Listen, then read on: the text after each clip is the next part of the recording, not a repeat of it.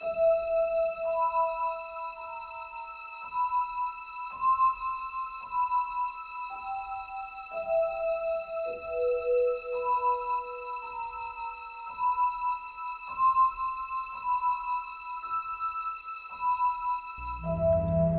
and Watson, that's Sherlock Holmes and Dr. Watson, hurried to the wealthy estate of Sir Stanley Stuckup. They were met at the door by the elderly butler, Miles.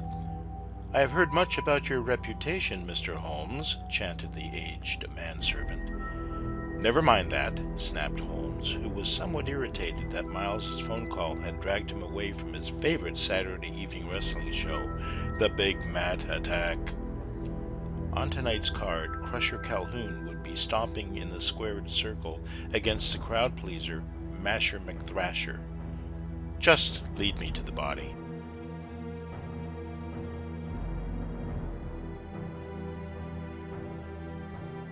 Miles, who never smiles, escorted the famous sleuths into the study. There on the floor lay poor Sir Stanley, face down in a pool of blood and brandy.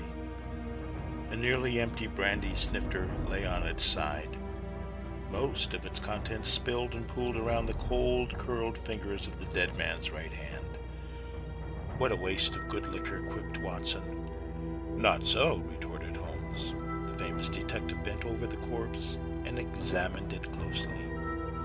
He sniffed the empty glass. "Cheap Napoleon brandy. 1859, I would say. A bad year for brandy." With his trusty magnifying glass, Holmes examined the dead man's lips. He found a few clinging drops of brandy on the lifeless lips and exclaimed, "I've got it. Sir Stanley was bludgeoned to death." "Brilliant, Holmes," cried Watson, "but how on earth did you figure it out?" "Elementary, my dear Watson. The side of his head is crushed in." Don't tell me, interrupted a very excited Watson. This time, Watson was convinced that he, not Holmes, would put this case to bed. He charged ahead with his theory. "Sir Stanley Stuckup was killed by his cousin twice removed, Lady Luck." Holmes smiled, but Watson dismissed it with, "Don't say a thing, Holmes. I know what weapon she used. It was a lead pipe." Happy like a weasel in a henhouse, Watson demurred to his friend. "Nope." "Candlestick?" "Nope." "Of course, a wrench." "Not even close, Watson." Forging ahead, the good doctor continued. "A dagger. Yes, a dagger dug into the dead lord's skull." "Nope, not a dagger." Watson's self-assured demur cracked. "Was it a revolver?" "Nope, not a revolver." Bleeding and stammering like a confused lamb, Watson quietly guessed, "A rope?" "I'm afraid, my dear Watson, you're at the end of your rope." A confused Watson faltered, But how was he killed?" Holmes reached inside his left breast coat pocket and pulled out his beloved briar pipe. He had it custom made at Choke on Smoke, a tobacconist's shop at the corner of Baker and Tulip Streets. Like the great detective, its features were finely chiseled and spoke quietly. It had a narrow wooden tip with a slit cut just wide enough for Holmes to draw the smoke and savor its flavor. From its tip, the pipe dipped steeply and like a rolling hill rose gently to a wide opening.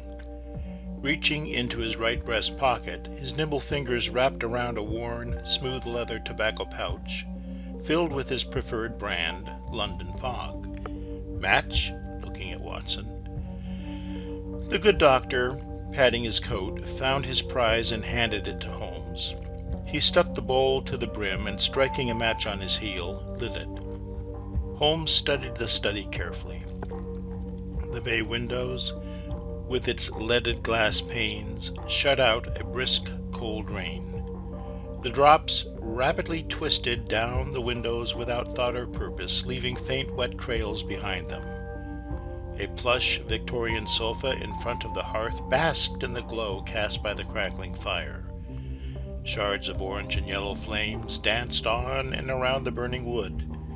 A Bengal tiger skin graced the floor behind the couch. Sir Stanley bagged it in the Indian forests on his last safari. Books shelved on the back wall towered over the detective, the doctor, the victim, and the butler. They knew the secret. They saw what happened, but they were mute, in spite of all the words they held. A suffocating silence muffled the scene of the crime.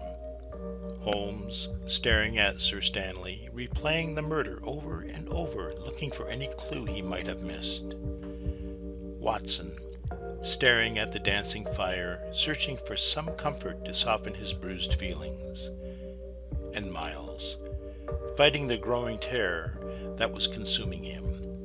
Holmes looked up from the mangled body and pronounced clearly, "Sir Stanley met his end at the end of that."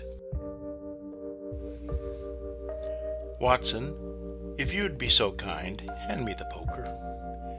Obediently, the good doctor collected the weapon. "Holmes," he exclaimed, "its end is covered in remains of hair and blood." Holmes raised his eyes and fixed his gaze on the ancient, feeble frame of Smileless Miles. Aware of the detective's cold stare, he cast his eyes to the floor and coughed nervously. "It will do you no good, Miles. You sneak. You snake in the grass. You daft pellick. You dippy ninnyhammer. You pettifogger. You—" "Stop!" screamed Miles. He covered his face with his wrinkled hands. "Enough! I get it! I get it! You have a great vocabulary!" Triumphantly, Holmes slowly raised his arm and pointed to the guilty valet. Come on. You know you offed, Sir Stanley. You did it." Watson was flabbergasted. He knew now that he was in the presence of pure genius. "No! No!" screamed Miles, backing slowly away from the dynamic duo. "Mr. Holmes, you are not correct. Look at me. I'm too weak, too timid to commit murder. I loved the old man. He had never wronged me. He had never given me insult. What motive did I have?" Miles continued to retreat toward the chamber's great doors. "Why, I had no motive to kill him," he repeated. Frightened and confused, Miles frantically reached for the first available alibi. "Why, I was in the kitchen when I heard a shot. I mean, when I heard a muffled, hard something hit the floor. I rushed to the sound as quickly as I could, only to find my master sprawled on the floor. Gadzooks, what a mess! I mean, I don't know how I'm going to scrub all that blood and brains out of the seams between the stone slabs. I bent over the body, Mr. Holmes. I felt something hard crack against my head. That was the murderer trying to cover up her tracks, putting the pinch on me for the crime, Mr. Holmes. Not me." Embarrassed, he corrected himself. "Not I." It was small comfort that he corrected his grammar. Like a terrified cornered rat, he lashed out. "Dr. Watson hit the nail on the head. Lady Luck killed him, Mr. Holmes." "Not I." A slight smile creased his thin lips, for he was sure he had used the proper grammar again. "And his hand, Miles?" "His hand pointed to you." "Nonsense, Mr. Holmes. His hand is pointing—" "To the book laying next to the body?" quizzed Holmes. "You see, Miles, Sir Stanley pointed out his killer." The gig was up, and Miles knew it. Feeling trapped, he covered his face and eyes with his wrinkled hands, for he couldn't face the truth that he had callously slaughtered his charge of over 50 years. "The book," continued Holmes. "The title of the book. Look at the title of that book. No respectable study is complete without it." Sure enough, resting on the floor was a copy of Holmes's 101 Ways the Butler Could Have Done It. now in its 10th week on the London Times 10 Best Books review list.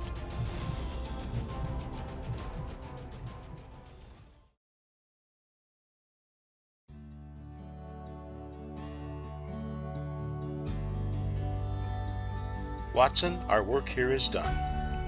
Let's go home, but first give Constable Clueless a tinkle. The volley of rain picked up considerably. However, it failed to muffle the distant, faint wailing screams of a siren growing louder and louder.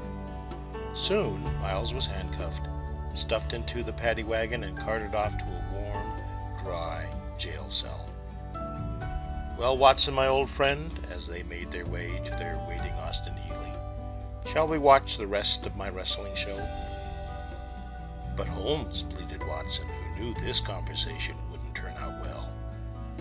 We were in such a rush that I failed to DVR it.